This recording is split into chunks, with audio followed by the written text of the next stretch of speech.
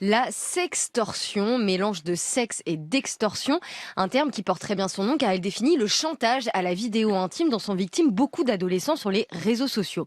Le mode opératoire est très pervers. L'escroc se fait passer pour quelqu'un qu'il n'est pas sur les réseaux avec un faux profil, en général quelqu'un de plus jeune. Il s'invente une identité pour ne pas être retrouvé, puis il choisit une cible, le plus souvent mineure, avec laquelle il entame une relation numérique par message, jusqu'au moment où il l'incite à envoyer des photos ou des vidéos intimes, des nudes. Et c'est là que la descente aux enfers commence pour les victimes, car les escrocs derrière ces faux comptes vont ensuite faire du chantage à leur proie.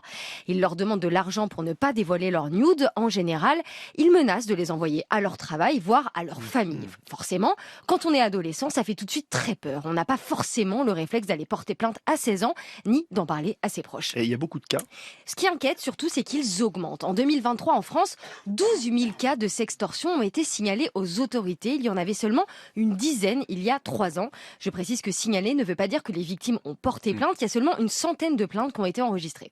Mais ce chiffre n'est pas à prendre à la légère, car la sextorsion peut arriver très vite. Les escrocs capitalisent sur la naïveté et la jeunesse de leur cible. Dites-vous qu'il suffirait seulement de 45 minutes en moyenne pour qu'un escroc arrive à ses fins, selon l'office mineur rattaché à la direction nationale de la police judiciaire. En plus, ils ne demandent pas des sommes exorbitantes, car ils savent très bien que leurs victimes n'ont pas beaucoup d'argent. Selon les témoignages, ce sont en général des centaines d'euros qui sont demandés, mais de façon régulière. Car même si la personne paye une fois, le chantage, évidemment, ne s'arrête pas là. En général, ça se prolonge durant des mois, voire des années. Et les victimes expliquent qu'elles ressentent un sentiment de honte et de culpabilité qui les empêche d'en parler. Un sentiment, encore une fois, exacerbé quand on est jeune. Mais alors, qu'est-ce qu'il faut faire dans ces cas-là, Manon? Eh bien, alerter les plateformes qui sont les outils principaux utilisés par ces prédateurs pour arriver à leur fin.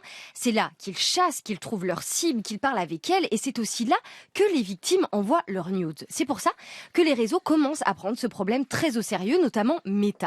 L'entreprise vient d'annoncer qu'elle allait mettre en place un contrôleur de nudité pour les comptes mineurs sur Instagram. C'est-à-dire que ces comptes ne pourront plus recevoir de photos ou de vidéos contenant de la nudité. Elles seront immédiatement floutées.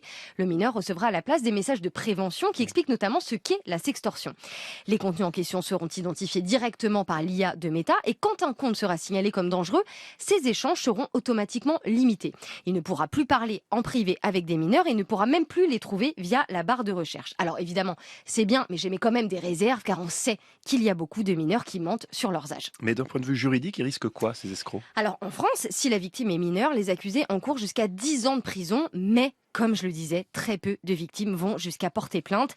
Les ados peuvent aussi appeler le 3018, le numéro gratuit contre les violences numériques. Des personnes sont là pour les aider, leur donner des conseils, mais aussi faire des signalements aux plateformes directement pour que ça aille plus vite. Et puis évidemment, il faut en parler, éduquer toujours et surtout ne pas rentrer dans le jeu de ces escrocs, d'autant plus qu'aujourd'hui, ils vont même jusqu'à utiliser la technologie deepfake, on en parle beaucoup, pour arriver à leur fin. Donc, ils n'utilisent même plus les vraies photos des personnes, mais ils en fabriquent de toutes pièces. Tous les moyens sont bons. Et puis surtout, il ne faut jamais culpabiliser. Un corps n'appartient qu'à soi-même. Envoyer des nudes, c'est ok, mais attention à toujours bien vérifier l'identité de la personne qui les reçoit. Non, mais ça, moi,